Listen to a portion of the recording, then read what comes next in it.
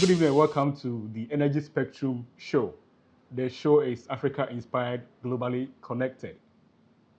In this edition, we take a data driven look at the research landscape for hydrogen production through gasification. Now, to help us understand this issue better, we have a guest join us online for this discussion. Now, my guest is currently a PhD candidate at the University of Rostock, Germany, a former policy lead for minerals and mining at the Africa Center for Energy Policy, Ghana. His research spans energy recovery from biological sources and many others. So, you would like to thank Ali for joining us on this show. Ali, thank you very much and welcome. Tell us a little more about yourself. Thank you very much for hosting me on the show. It is a pleasure and honor to be here. You rightly introduced me, except to add that my research interests do include just energy transition. I have,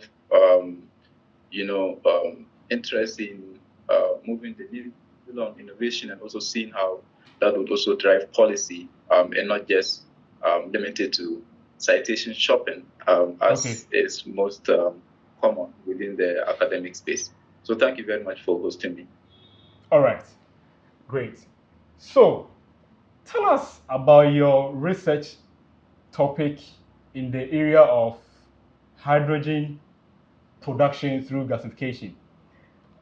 Your research topic, tracing the research pulse, a bibliometric analysis and systematic review of hydrogen production through gasification.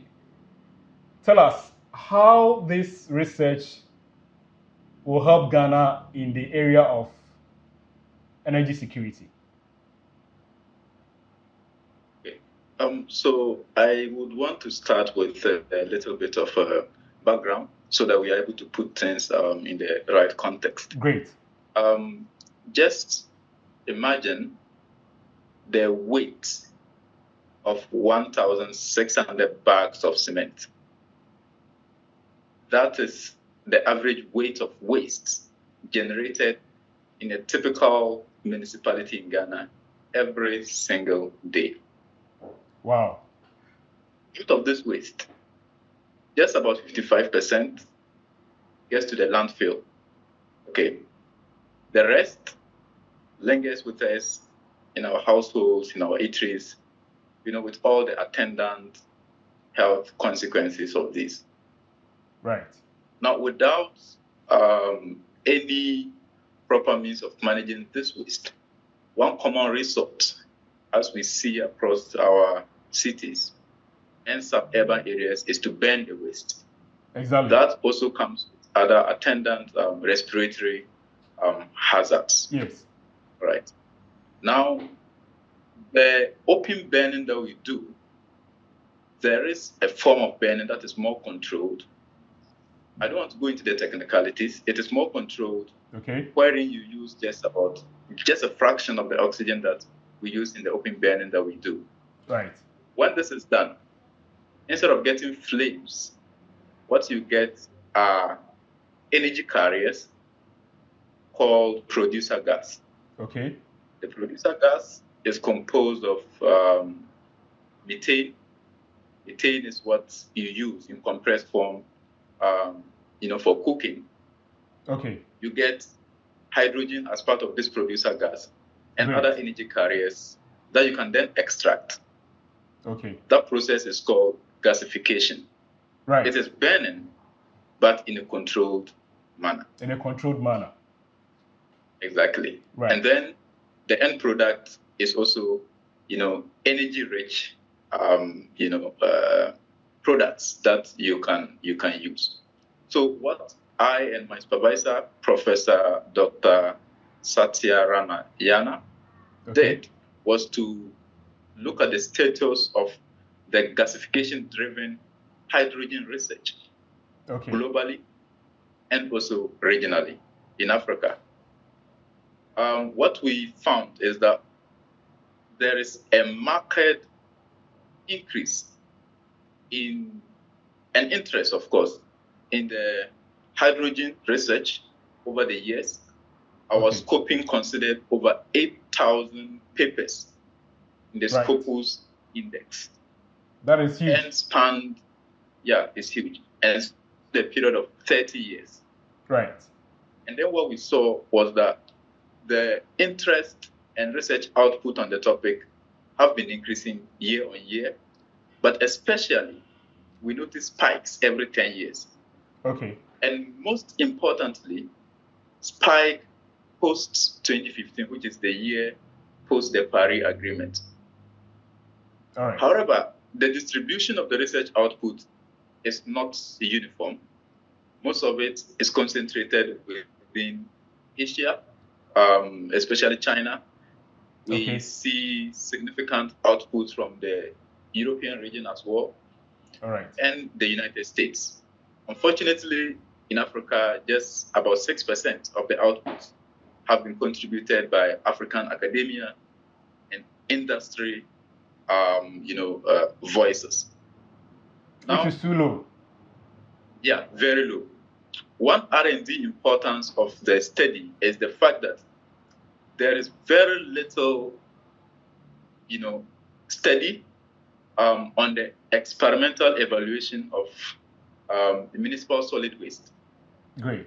In its heterogeneous form.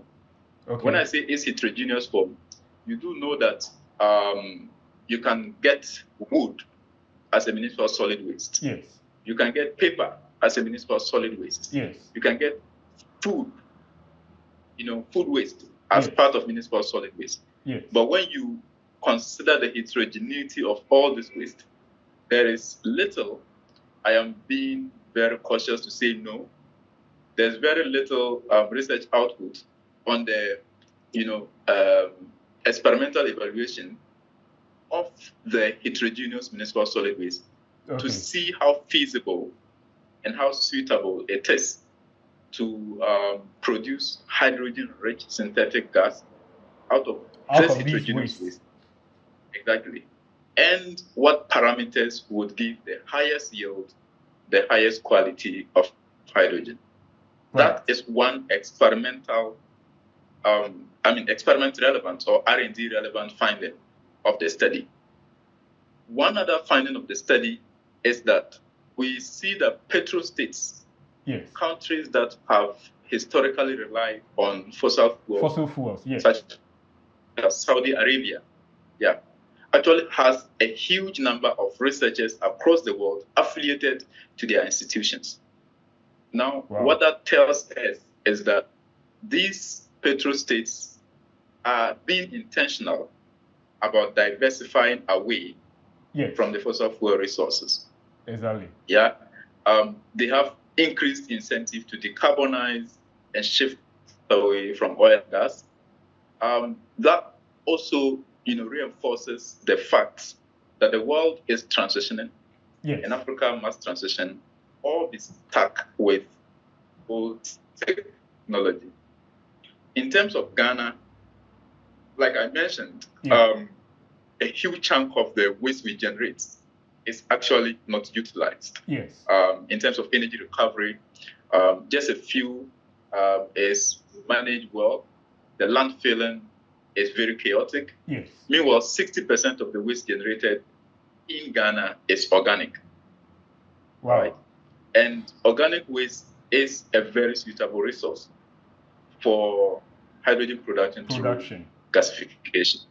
Exactly. So what this research has done is to shine light on the trend, establish the fact that there is a gap in contributing towards, facilitating the maturity of gasification technology for hydrogen production, and especially highlighting the fact that even though this is not yet a mature technology, in terms of commercial maturity, the world is making great strides. and Africa and Ghana are left behind. Yeah. Wow. All right. So, Ghana has a national energy transition framework, which seeks to decarbonize the energy sector by 2070. Yeah. Yes. One of the ways to decarbonize the energy sector is as stated in the framework, is the promotion of the use of hydrogen or hydrogen fuel. Yeah. So tell us, in your view, has Ghana done so much to integrate the hydrogen production or the promotion of hydrogen in its framework? Yeah.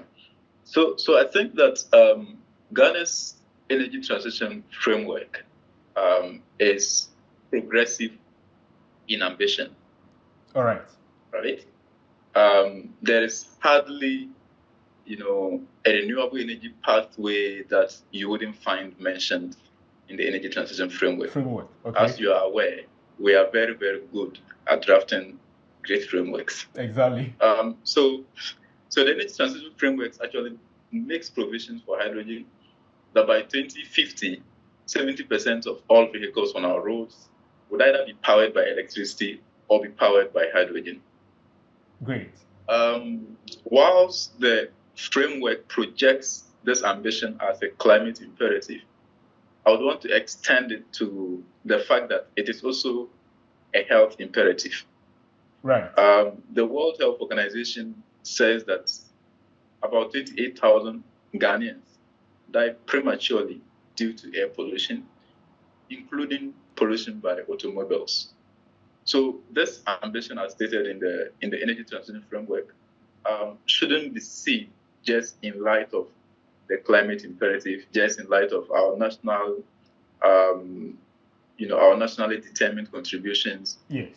And just to tick a box, it is actually very crucial for the health and well-being of us as a country. Right. However, the challenge with the ambition is that I find it lacks specificity, and then also it is overly reliant on just one pathway for hydrogen production, which is electrolytic splitting of water. Now, producing hydrogen has a lot of ways and means by which you can produce them. One of the most commercially viable ways is to supply electricity through water, and then you are able to split the water into the component elements such as hydrogen. Then you have your hydrogen, and then oxygen, which you do not necessarily need. Yes. Right. And in fact, Ghana is not the only country that has this peculiar case of overly relying on electrolysis. In fact, there are over 100 hydrogen projects at various phases of completion across Africa. 100% of these projects are electrolysis based. Okay. And that also kind of, demonstrates the fact that Africa has a penchant for being a consumer of technology and not necessarily a producer or driver of technology. Yes. As you would notice, the research finds that indeed hydrogen production through gasification is not yet commercially mature. Yes. But the world has hopped onto it. Africa hasn't hopped onto it yet. Once it matures and they are able to then commercialize it and sell to us, we then hop onto the mature technology and then consume it. That is a problem, right? Yes. Now, another problem is the fact that even in terms of whether electrolysis is ideal for our context, is also something that should be open for debate, right? Yes. Even if it were ideal, it is still possible to explore other feasible pathways. Yes. And I would argue from our study that hydrogen production through electrolysis may not necessarily be suited for our context, especially considering the energy intensiveness of the technology. So Right. electrolysis is such that you supply electricity, you produce hydrogen, and then you reconvert the hydrogen as an energy carrier into the energy use that you want. Right. Meanwhile, over 600 million people in Africa do not have access to electricity. Yes. Yes. And so, yeah, over 600 million people have no access to electricity, right? Yes. So, if you have electricity, would you rather use the electricity splitting water, or you would use the electricity supplying it to households?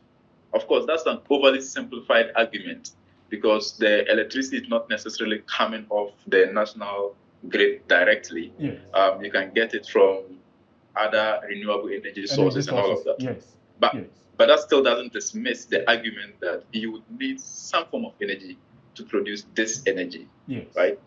To get that energy carrier that you then need for other secondary uses. But considering the waste menace yes.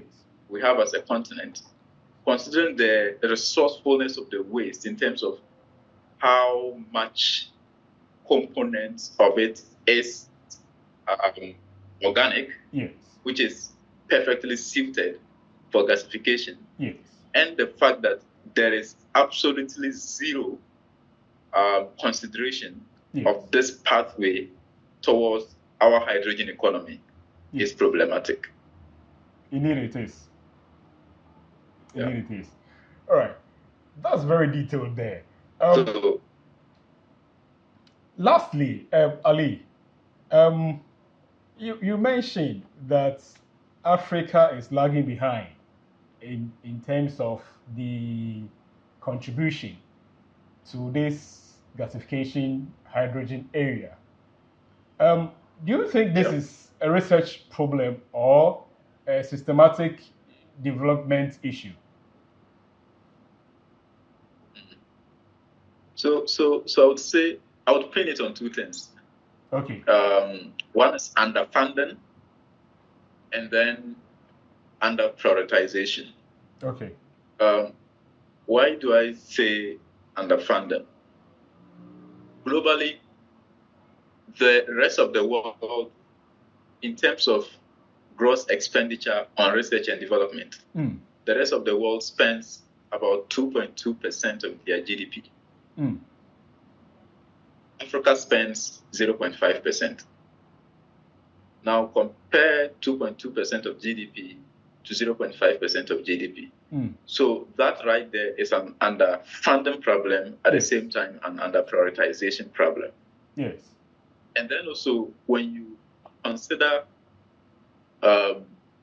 just the nominal count of researchers on the subject matter and other scientific research more generally, you would notice that globally, every 1 million people on the average has 1,000 researchers.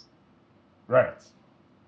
Meanwhile, in Africa, every 1 million people has just 100 researchers. So the direction of our brain power is limited compared to the rest of the world. And the direction of our resources is limited as compared to the rest of the world. Yes.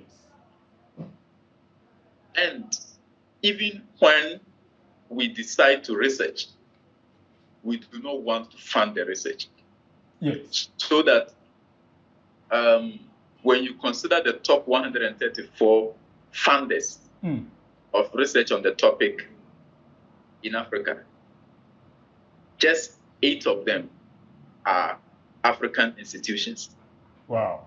Now, research that Africans are doing on the topic are largely funded by somebody else, especially the EU, you see some funding from China, and that goes to say that we are not betting enough on our future. We are not putting our money, where it matters the most, and we are not directing our brain power where it matters the most. So, is this systemic? I think I would agree with you about it being systemic. Yeah. All right. Well, thank you very much, Ali, for this detailed analysis and discussion on the area of gasification or the area of hydrogen production through gasification. We look forward to having you on the show sometime again for more discussions.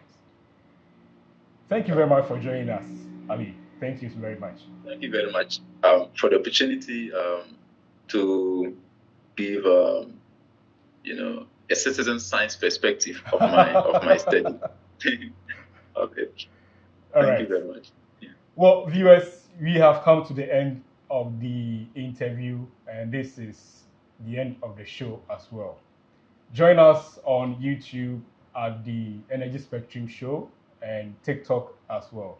Thank you very much. We will come your way once again in the course of the month or as time goes on. Thank you very much for joining us.